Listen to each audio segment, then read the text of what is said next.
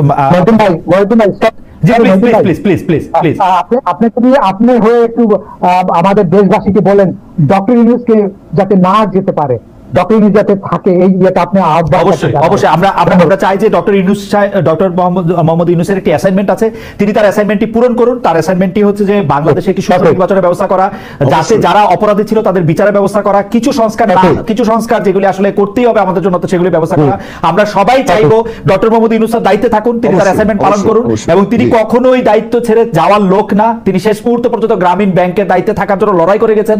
আমি জানি যে তিনি একজন ফাইটার, তিনি লড়াই করে যাবেন, এবং আমাদেরকে একটি মানে যেটি তার প্রতিশ্রুতি, বাংলাদেশে একটি সুষ্ঠু সুন্দর নির্বাচন, যেটির কথা আমরা ভুলে গেছি, মানে কবে শেষ, মানে একটা রিপোর্টারের, একটা জার্নালিস্টের একটা খুব স্বপ্ন থাকে ইলেকশন কভার করার। আমার কাছে মনে হয় যে 2001 এর ইলেকশনের পরে 2008 এর ইলেকশনের মাঝখানে আমি একটা ইংলিশ ইলেকশন কভার করেছি, একটা ইন্ডিয়ান ইলেকশন কভার করেছি, কিন্তু বাংলাদেশের ইলেকশন মানে বাংলাদেশের ইলেকশন যেন একটা আমরা কভার করতে পারি, সেটা ডক্টর ইউনূস আপনার দায়িত্ব। You came in 2024.